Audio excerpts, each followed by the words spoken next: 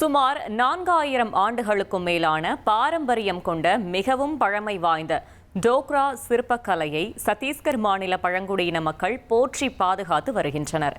இதுகுறித்த விரிவான செய்தி தொகுப்பை பார்க்கலாம்.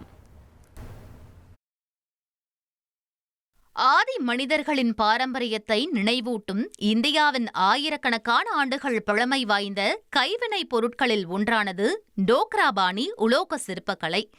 இந்த கலை சத்தீஸ்கர் மாநில பழங்குடியின மக்களால் இன்றளவும் பாதுகாக்கப்பட்டு வரும் நிலையில் பஸ்தர் பகுதி மலைவாழ் மக்களின் மிகச்சிறந்த அடையாளமாக இது திகழ்கிறது.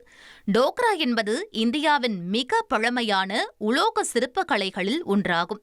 களிமண்ணால் கைகளால் வார்ப்பு தயாரிக்கப்பட்டு அதில் தேன் மெழுகு பயன்படுத்தி லாஸ்ட் வாக்ஸ் காஸ்டிங் எனப்படும் இரண்டாம் வார்ப்பு முறையில் வெண்கலம் மற்றும் பித்தளை உலோகங்களை கொண்டு இவை உருவாக்கப்படுகின்றன. சுமார் 4000 ஆண்டுகளுக்கு மேலான பாரம்பரியம் கொண்ட இந்த கலைக்கு இயந்திரங்களின் உதவி எப்போதுமே தேவையில்லை என்கின்றனர் கைவினை கலைஞர்கள். இதுகுறித்து தெரிவித்த கோண்டேகாவ் மாவட்ட ஆட்சியர் நுபுர் ராஷி பன்னா, எந்தவித இயந்திர உதவியும் இன்றி இந்த தனித்துவமிக்க சிற்பங்கள் உருவாக்கப்படுவதாக பெருமிதத்துடன் கூறினார். மனிதர்கள், விலங்குகள், பறவைகள், தெய்வ உருவங்கள் மற்றும் பழங்குடியினரின் அன்றாட வாழ்க்கை காட்சிகள் இந்த சிற்பங்களின் முக்கிய கருப்பொருளாக உள்ளன.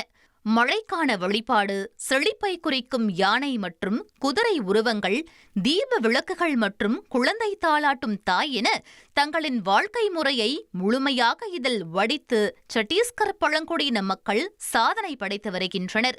இந்தியாவின் பாரம்பரிய உலோக கலையையும் பழங்குடியின கலாச்சாரத்தையும் பறைசாற்றும் இந்த டோக்ரா சிற்பக்கலை உலகளவில் இந்தியாவின் பெருமையை உயர்த்தி வருவது குறிப்பிடத்தக்கது. இனி செல்லும் இடமெல்லாம் செய்தி. தந்தை டிவியின் வாட்ஸ்அப் சேனலை ஃபாலோ பண்ணினா செல்லருக்கும் இடமெல்லாம் செய்தி.